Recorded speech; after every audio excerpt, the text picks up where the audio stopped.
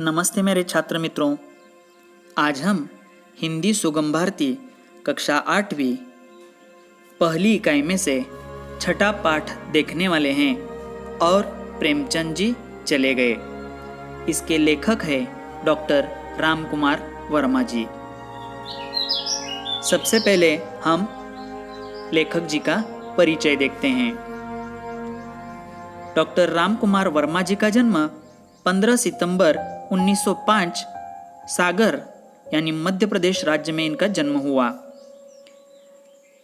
और इनकी मृत्यु 5 अक्टूबर 1990 में हुई।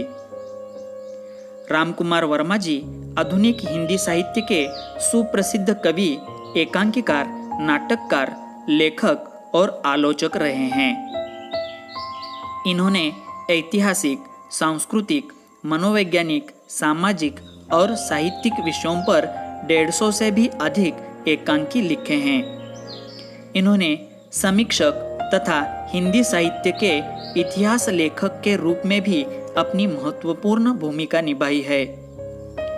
इनकी प्रमुख कृतियां हैं चित्ररेखा, जौहर, अभिशाप, वीर हमीर इत्यादि काव्य संग्रह प्रसिद्ध है। 4 ऐतिहासिक एकांकी रेशमी टाई, शिवाजी इत्यादि एकांकी प्रसिद्ध है। हिंदी साहित्य का आलोचनात्मक इतिहास, साहित्य समालोचना इत्यादि आलोचना है। एकलव्य, उत्तरायण, ओ अहिल्या इत्यादि नाटक प्रसिद्ध है। गद्य संबंधी प्रस्तुत संस्मरण में डॉक्टर रामकुमार वर्मा जी ने प्रसिद्ध उपन्यासकार एवं कथाकार प्रेमचंद जी के व्यक्तित्व पर रोशनी डाली है। इस संस्मरण में प्रेमचंद जी की सरलता, सादगी, भोलेपन के दर्शन होते हैं। तो चलो चलते हैं पाठ की ओर, देखते हैं डॉक्टर रामकुमार वर्मा जी हमें इस पाठ के माध्यम से क्या बताना चाहते हैं। बचपन से ही रेलवे स्टेशन पर जाना मुझे अच्छा लगता है। देखो बच्चों, यहाँ लेखक हमें इस संस्मरण के माध्यम से बता रहे हैं कि बचपन से ही मुझे रेलवे स्टेशन पर जाना बहुत अच्छा लगता है। बात सन 1935 की है। मैं शाम के समय टहलने के लिए प्रयाग स्टेशन पर चला गया। देखो, बात 1935 की है जब लेखक शाम के समय टहलने के लिए प्रयाग स्टेशन पर चले गए हैं। तभी मैंने देखा कि तीसरे दर्जे के डिब्बे से एक सज्जन उतर रहे हैं। तभी लेखक देखते हैं कि तीसरे दर्जे के डिब्बे से, दर्जा यानी श्रेणी, वर्ग भी बोल सकते हैं आप, तीसरे दर्जे के डिब्बे से एक सज्जन, सज्जन यानी भला आदमी, शरीफ आदमी बोल सकते हैं आप, एक सज्जन उतर रहे हैं और अपना बिस्तर स्वयं अपनी बगल में दबाए प्लेटफॉर्म पर आगे बढ़ रहे हैं। देखो, लेखक दृश्य देखते हैं कि तीसरे श्रेणी के डिब्बे से एक भले आदमी, एक शरीफ आदमी उतरकर अपना बिस्तर स्वयं अपनी बगल में दबाए प्लेटफॉर्म पर आगे बढ़ रहे हैं। यह दृश्य लेखक देखते हैं। पास आने पर देखा कि वृद्ध सज्जन और कोई नहीं। पास आने पर लेखक देखते हैं कि वे वृद्ध सज्जन और कोई नहीं, हिंदी के प्रसिद्ध कहानी और उपन्यास लेखक प्रेमचंद जी है। देखो, पास आने पर उन्हें पता चलता है कि वह वृद्ध सज्जन और कोई नहीं, हिंदी के प्रसिद्ध कहानी और उपन्यासकार लेखक प्रेमचंद जी है। मैं आगे बढ़कर बोल उठा, बाबूजी आप? उन्होंने जोर से ठहाका लगाया और कहा, हाँ मैं। देखो, लेखक आगे बढ़ते हैं और उनसे बातचीत करते हैं, बोलते हैं कि बाबूजी आप, ऐसा वे कहते हैं। तो उस पर प्रेमचंद जी जोर से ठहाका लगाते हैं। ठहाका लगाना, जोर से हंसना, जोरों की हंसी बोल सकते हैं आप। और वे कहते हैं कि हाँ मैं। उनके अट्टहास से सारा स्टेशन गूंज उठा। अट्टहास यानी इसका भी मतलब जोरों की हंसी है। उनके इस जोरों की हंसी से सारा स्टेशन गूंज उठता है। मैंने पूछा, कहाँ जाइएगा? लेखक प्रेमचंद जी से पूछते हैं, कहाँ जाइएगा? उत्तर दिया, जहाँ तुम कहो। प्रेमचंद जी ने उत्तर दिया है कि जहाँ तुम कहो। मैंने कहा, मेरे घर चलिए। लेखक जी बोलते हैं उन्हें कि मेरे घर चलिए। उन्होंने उत्तर दिया, चलो। देखो, प्रेमचंद जी ने भी जवाब दिया है कि चलो। और बिना किसी तकल्लुफ़ के वे मेरे साथ पैदल मेरे घर चले आए। देखो, और बिना किसी तकल्लुफ़ के, तकल्लुफ़ यानी संकोच या शर्म भी बोल सकते हैं आप यहाँ। बिना किसी संकोच के वे लेखक के साथ पैदल उनके घर चले आए। इतने बड़े साहित्यकार, वे इतने सरल और सौम्य हैं कि अपने जीवन की सुविधा के लिए कोई भी उपकरण जुटाना नहीं चाहते। देखो, वे इतने बड़े साहित्यकार हैं, वे इतने सरल, सरल यानी भोले, सच्चे, और सौम्य, सौम्य का मतलब है कोमल या प्रसन्न, यहाँ इस अर्थ में ले सकते हैं आप। देखो कि वे अपने जीवन की सुविधा के लिए कोई भी उपकरण जुटाना नहीं चाहते हैं। उनका अट्टहास इतना आकाशव्यापी है कि वातावरण का सारा विषाद उसमें धुल जाता है। देखो, उनका अट्टहास, अट्टहास का मतलब मैंने बताया, जोरों की हंसी इतनी आकाशव्यापी है कि वातावरण का सारा विषाद, विषाद यानी उदासी, गम, निराशा उसमें धुल जाती है। देखो, वे हिंदुस्तानी एकेडमी के वार्षिक अधिवेशन में भाग लेने के लिए प्रयाग आए हुए थे।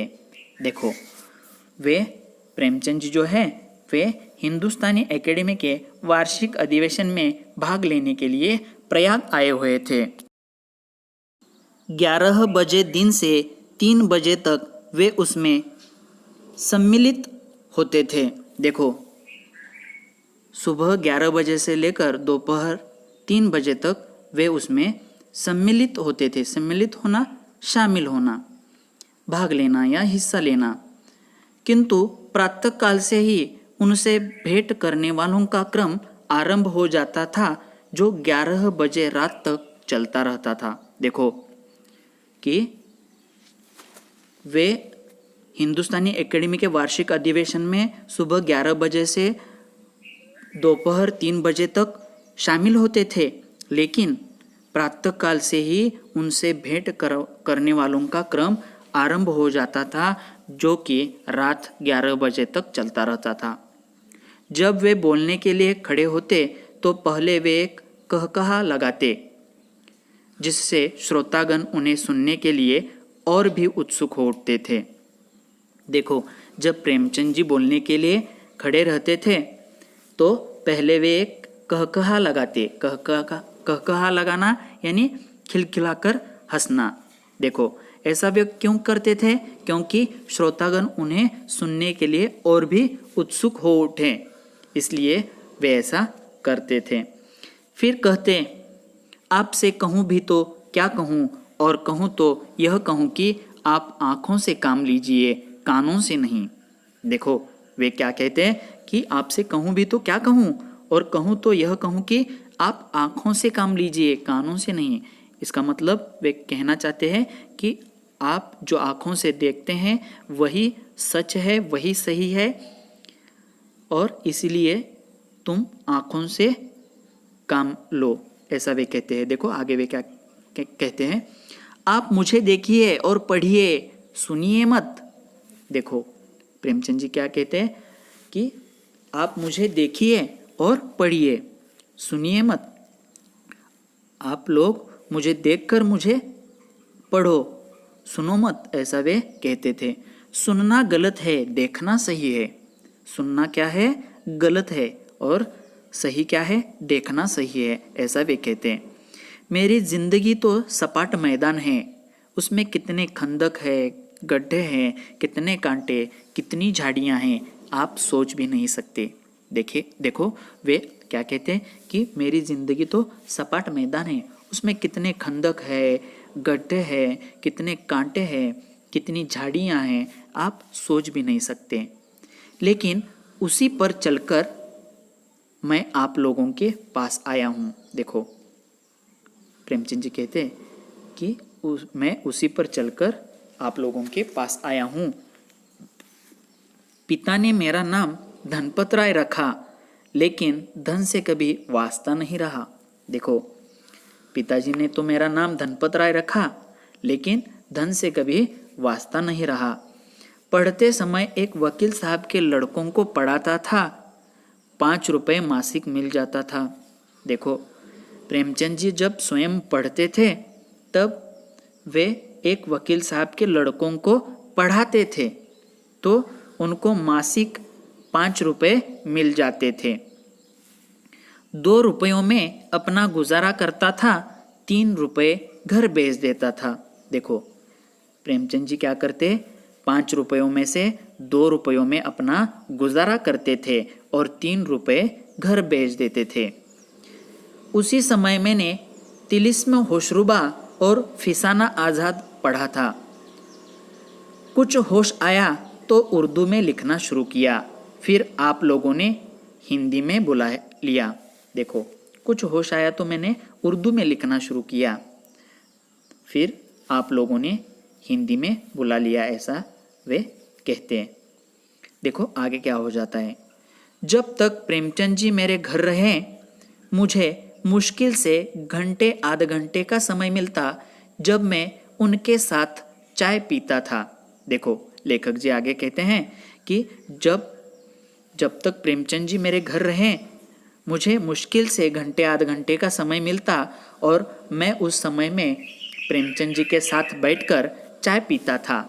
अन्यथा उनका समय अन्य व्यक्ति अधिकतर उनकी अनिच्छा से अपने अधिकार में कर लेते। देखो, और बाकी का समय जो है वो अन्य व्यक्ति अधिकतर उनकी अनिच्छा से अपनी अधिकार में कर लेते थे और अन्य व्यक्तियों के साथ उनका अधिक समय, प्रेमचंद जी का अधिक समय निकल जाता था। देखो आगे क्या कहते हैं लेखक जी। एक दिन मैं अपनी कविताओं का क्रम व्यवस्थित कर उनकी प्रेस कॉपी तैयार कर रहा था। देखो, एक दिन लेखक जी उनकी खुद की कविताओं का क्रम व्यवस्थित कर उनकी प्रेस कॉपी तैयार करने के लिए वो व्यवस्थित कर रहे थे, तभी वहाँ प्रेमचंद जी आ जाते हैं। क्या होता है देखो, वे आए, पूछा क्या कर रहे हो? मैंने कहा मैं अपनी कविताओं का संग्रह प्रकाशित कराने के लिए ठीक कर रहा हूँ। देखो, तभी प्रेमचंद जी वहाँ आते हैं और लेखक जी से पूछते हैं कि क्या कर रहे हो? तब लेखक बोलते हैं मैं अपनी कविताओं का संग्रह प्रकाशित कराने के लिए ठीक कर रहा हूँ। उन्होंने कहा छपने के लिए कहाँ भेज रहे हो? प्रेमचंद जी ने अगला सवाल किया है लेखक जी को कि छपने के लिए कहाँ भेज रहे हो? तब लेखक क्या बोलते हैं देखो, मैंने कहा साहित्य भवन प्रयाग ही इसे प्रकाशित करने का आग्रह कर रहा है। देखो, लेखक जी ने जवाब दिया है, क्या कहते हैं कि मैं इसे साहित्य भवन भेज रहा हूँ, प्रयाग ही इसे प्रकाशित करने का आग्रह कर रहा है। तभी प्रेमचंद जी क्या बोलते हैं देखो, उन्होंने कहा गलत, इसे मैं प्रकाशित करूँगा। ऐसा कहकर उन्होंने मेरा काव्य संग्रह अपने बैग में रख लिया। देखो, प्रेमचंद जी क्या कहते हैं कि यह गलत है, इसे मैं प्रकाशित करूँगा, और ऐसा कहकर उन्होंने लेखक जी के हाथों से उनका काव्य संग्रह लिया और उस काव्य संग्रह को अपने बैग में रख दिया। देखो आगे क्या हो जाता है देखो, वह संग्रह रूप राशि के नाम से उनके सरस्वती प्रेस बनारस से प्रकाशित हुआ। देखो, वह काव्य संग्रह जो था लेखक जी का, वह रूप राशि के नाम से प्रेमचंद जी के सरस्वती प्रेस बनारस से प्रकाशित हुआ। जिस दिन वे जाने वाले थे, यानी कि प्रेमचंद जी जिस दिन लेखक जी के घर से जाने वाले थे, उस दिन मेरी पत्नी ने उनके लिए खीर तैयार की। देखो, लेखक जी हमें बता रहे हैं कि जिस दिन प्रेमचंद जी मेरे घर से जाने वाले थे, उस दिन मेरी पत्नी ने उनके लिए खीर तैयार की। किंतु रात 11 बजे तक प्रतीक्षा करने पर भी उनके दर्शन नहीं हुए। देखो, किंतु रात 11 बजे तक प्रतीक्षा करने पर भी प्रेमचंद जी घर नहीं आए। तो क्या हो जाता है, देखो आगे। लाचार होकर पत्नी ने उनके कमरे में भोजन की थाली रख दी और उसमें खीर का कटोरा भी संभाल कर रख दिया। देखो, रात 11 बजे तक प्रतीक्षा करने पर, प्रतीक्षा का मतलब है इंतज़ार करने पर भी प्रेमचंद जी घर नहीं आते हैं, तो लाचार होकर, लाचार का मतलब है मजबूर या विवश, लाचार होकर लेखक जी की पत्नी ने प्रेमचंद जी के कमरे में भोजन की थाली रख दी और उसमें खीर का कटोरा भी संभाल कर रख दिया। देखो क्या हो जाता है आगे। सोचा जब प्रेमचंद जी आएंगे भोजन करेंगे, और सोच लिया कि जब प्रेमचंद जी आएंगे वह भोजन कर लेंगे। सुबह उठकर देखा कि प्रेमचंद जी अपना सामान लेकर चले गए हैं। सुबह उठकर लेखक जी देखते हैं कि प्रेमचंद जी अपना सामान लेकर चले गए हैं। टेबल पर एक पर्चा लिखकर छोड़ दिया है, और टेबल पर एक पर्चा, पर्चा का मतलब है पत्र, लिखकर छोड़ दिया है। वह पर्चा इस प्रकार था। प्यारे रामकुमार, निहायत अफसोस है कि मैं दिन भर से गायब रहा। देखो, निहायत, निहायत का मतलब है बहुत या अत्यंत। अफसोस का मतलब है खेद या दुख। बहुत अफसोस है कि मैं दिन भर से गायब रहा, ऐसा प्रेमचंद जी ने पत्र में लिखा है। मेरे वक्त पर न आने से तुम्हें और बहुरानी को बेहद तकलीफ हुई होगी। मेरे वक्त पर न आने से तुम्हें और बहुरानी को बेहद तकलीफ हुई होगी। बेहद का मतलब है बहुत, तकलीफ का मतलब है कष्ट या पीड़ा। देखो, लाचार था, रात 2 बजे लौटकर आया, तुम लोग सो गए थे। देखो, प्रेमचंद जी लिखते हैं कि मेरे वक्त पर न आने पर तुम्हें और बहुरानी को बहुत कष्ट हुआ होगा, लेकिन मैं मजबूर था, विवश था। रात 2 बजे लौटकर आया और उस समय तुम लोग सो गए थे। जगाना ठीक नहीं समझा, आपको जगाना मैंने उचित नहीं समझा। देखा कमरे में बहुरानी ने खाने की थाली परोस कर रख दी है। मैंने कमरे में आकर देखा कि बहुरानी ने मेरे खाने की थाली परोस कर रख दी है। बढ़िया खीर भी थी। बढ़िया इसका मतलब है उत्तम। बढ़िया खीर भी थी, लेकिन इलाहाबाद की गर्मी में सुबह की बनी हुई खीर का दूध फट गया था। देखो, इलाहाबाद की गर्मी के कारण सुबह की बनी हुई खीर का दूध जो है वह फट गया था। दूध का फटना यानी दूध खराब हो जाना। एक जगह खाना खा चुका था, लेकिन खीर तो मैंने खा ही ली। एक जगह मैंने खाना खाया था, एक जगह मैंने खाना खा चुका था, लेकिन खीर तो मैंने खा ही ली। इस डर से कि फटे हुए दूध की खीर छोड़ देने से कहीं बहुरानी का दिल मेरी ओर से फट न जाए। दिल फटना यानी दिल टूटना। देखो, प्रेमचंद जी इस डर से वे खीर खाते हैं कि कहीं फटे हुए दूध की खीर छोड़ देने से बहुरानी का दिल टूट न जाए। इस डर से प्रेमचंद जी ने खीर खाई है। खैर, उनको बहुत बहुत आशीर्वाद, वे खुश रहें।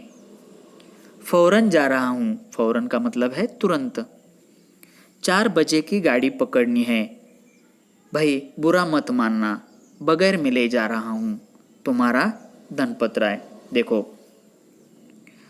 इस तरह प्रेमचंद जी ने बहुरानी को बहुत बहुत आशीर्वाद दिए हैं और बोलते हैं कि मैं तुरंत जा रहा हूँ, क्योंकि सुबह 4 बजे की गाड़ी मुझे पकड़नी है। और भाई तुम बुरा मत मानना, तुम्हें बगैर मिले जा रहा हूँ। तुम्हारा धनपत राय। और इस तरह विश्व विख्यात कहानीकार और उपन्यासकार प्रेमचंद जी उस रात मेरे घर से चले गए।